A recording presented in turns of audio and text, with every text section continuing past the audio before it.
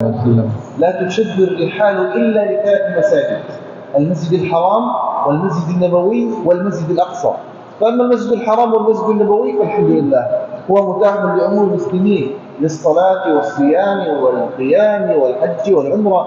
وأما المسجد الأقصى فله حالة استثنائية في كونه موجودا في فلسطين المحتلة منذ عام 67. Selanjutnya beliau menyampaikan bahwa kita semua di sini dalam hari keempat di bulan suci Ramadan, yang mana hari yang penuh berkah, hari yang dilipat gandakan pahala-pahala dan kebaikan yang ada di dalamnya. Maka kita manfaatkan sebaik mungkin momentum bulan Ramadan ini, dan berbahagialah bagi mereka yang bisa memaksimalkan amal soleh baik dari sholat, zakat, puasa, bersedekah di bulan suci Ramadan ini.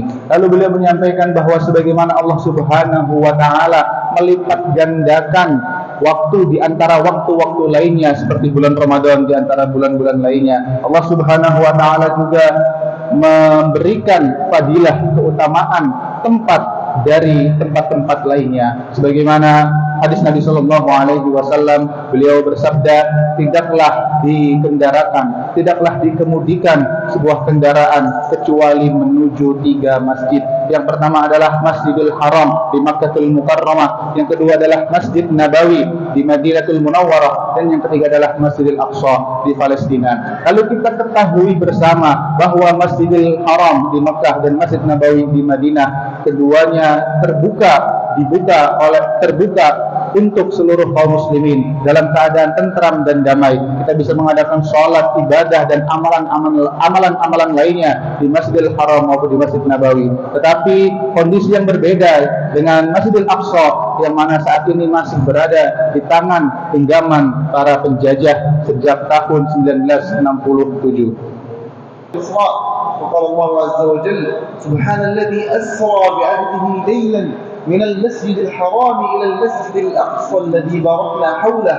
فذكر المسجد الأقصى وذكر المباركة فيه في إشارة إلى أن هذه الأرض هي أرض جهاد وأرض رباط إلى قيام الساعة، كما شهد لها النبي صلى الله عليه وسلم. قال النبي صلى الله عليه وسلم: لا تزال طائفة من أمتي على الحق ظاهرين لعدوهم قاهرين لا يضر من خذلهم ولا ما أصابهم من لأواء حتى يأتي أمر الله كذلك. فهذه شهادة من النبي قبل أكثر من 1400 سنة أن مجاهدون هذه المنطقة والمرابطون في هذا المكان هم على الحق حتى قيام الساعة.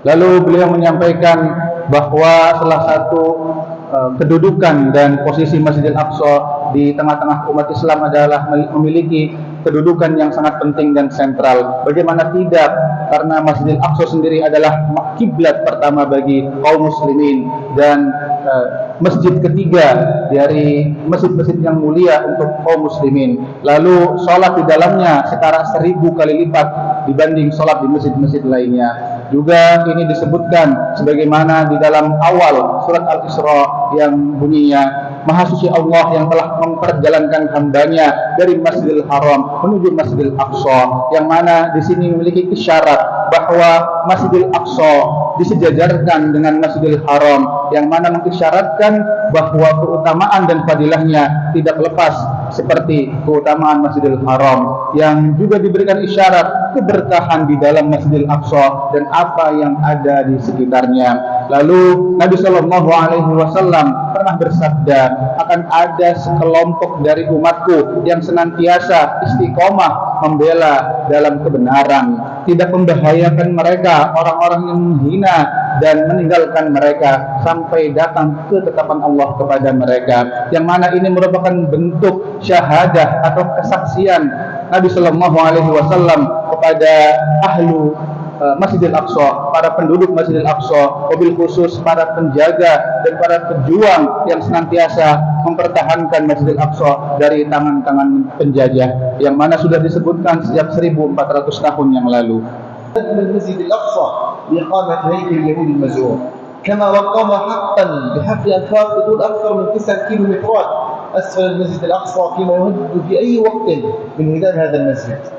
وإنه ناهيك عن الاقتحامات المتكررة التي تحدث وتزداد خصيصا في شهر رمضان استفزازا لمشاعر المسلمين وما يتبعها من ضرب وتنكيل واعتداء على المصلين وعلى النساء، وهذا لا يقل بشاعة عما يحدث في الضفة الغربية من اقتحامات واعتقالات واعتداءات، وما يحدث في الأسرى في سجون الاحتلال من تعذيب وتنكيل وقمع ومنع للطعام والأدوية حتى انتشرت الأوبئة في السجون. وبعد ذلك يقر الاحتلال قانونا يبيح له إعدام الأسرى الفلسطينيين في انتهاك واضح وصريح لحقوقهم ولفلسطين المحتلة.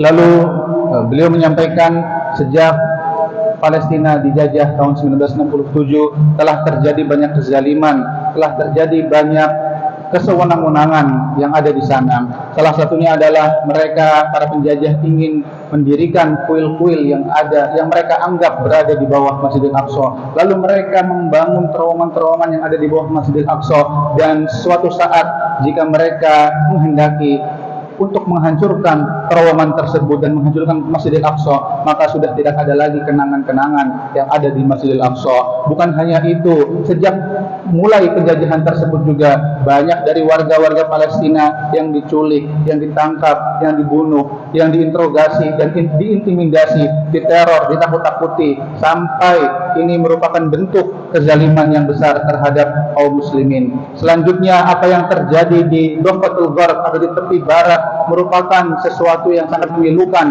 Mereka ditangkap, mereka diculik, mereka tidak kembali hilang dari keluarga-keluarganya. Dan apa yang terjadi oleh para tawanan-tawanan, oleh para pejuang Palestina, mereka ditangkap, mereka dipenjarakan, mereka dibuat trauma, mereka diazab, mereka dibuat lapar, bahkan ada yang tertular oleh wabah-wabah yang ada di penjara. Dan ini merupakan sesuatu yang sangat memilukan, dan kita semua perlu memberikan perhatian dan support untuk saudara-saudara kita yang ada di Palestina dalam hal ini. Selanjutnya, beliau menyampaikan bahwa permasalahan yang ada di Gaza, mobil khusus di Masjidil Aqsa, ini merupakan permasalahan seluruh umat muslim, bukan hanya permasalahan Palestina atau bangsa Arab saja. Lalu para ulama juga bersepakat bahwa isu Palestina adalah isu bersama yang wajib kita perhatikan. Selanjutnya, apa yang terjadi dari peristiwa tanggal 7 Oktober 2023 merupakan peristiwa yang besar, pembelaan dan juga perjuangan para penjaga dan para pejuang Palestina. Dan dari peristiwa tersebut banyak korban berjatuhan, hampir 70.000 korban syahid, 120.000 luka-luka, dan mereka didukung oleh negara-negara barat yang mensupport mereka dengan senjata-senjata untuk menghabisi saudara kita yang ada di sana. وإذا كانت أمريكا وبريطانيا ودول الغرب تدعم الاحتلال بالقنابل والصواريخ لقتل الأطفال ولقتل المدنيين في غزة ولقتل النساء، فليس من الأوجب علينا نحن أن ندعم إخواننا في الإسلام إخوة الدم والدين حتى يواجهوا هذا الاحتلال ونشاركهم دعمهم ونشاركهم صمودهم وجهادهم، فإن النبي صلى الله عليه وسلم قال: جاهدوا المشركين بأنفسكم وأموالكم وألسنتكم، فإذا سقط عنا جهاد النفس فلا يسقط عنا جهاد المال بدعمهم، ولا يسقط عنا جهاد اللسان بالتاريخ بمعاناتهم وتعليم أبنائنا من هي فلسطين وما هي غزة ومن هو صاحب الأرض ومن هو المحتل.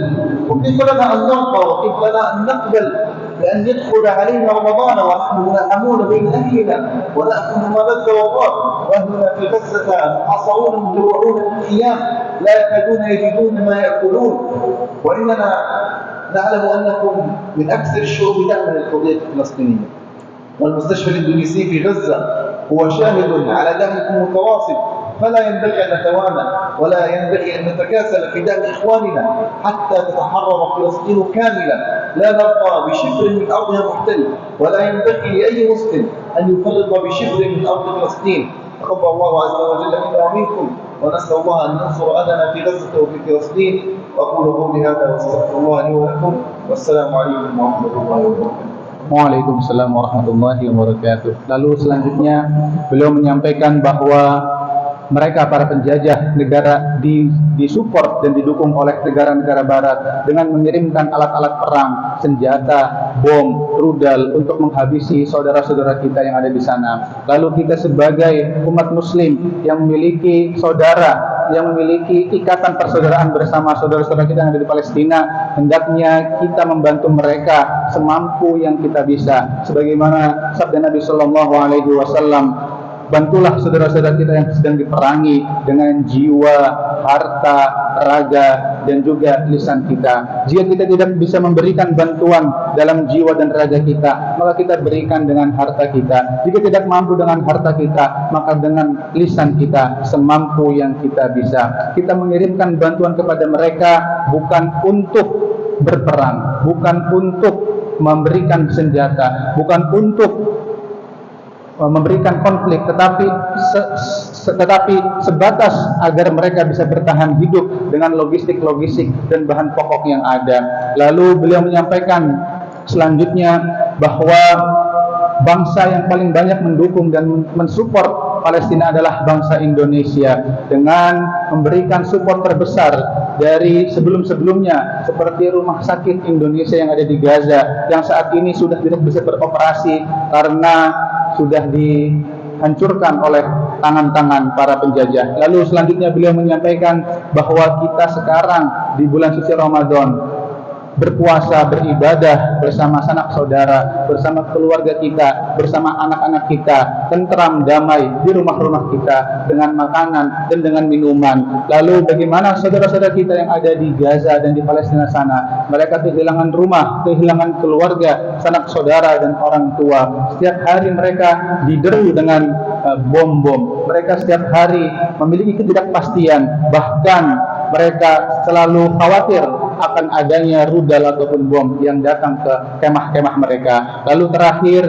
semoga di bulan suci Ramadan ini yang penuh berkah, Allah Subhanahu wa taala menerima segala kebaikan, menerima segala amal ibadah dan amal soleh kita di sisi Allah Subhanahu wa taala. Demikian yang dapat beliau sampaikan. Aqulu qouli hadza wa billahi taufiq wal hidayah wa ridha wal inayah. Wassalamualaikum warahmatullahi wabarakatuh.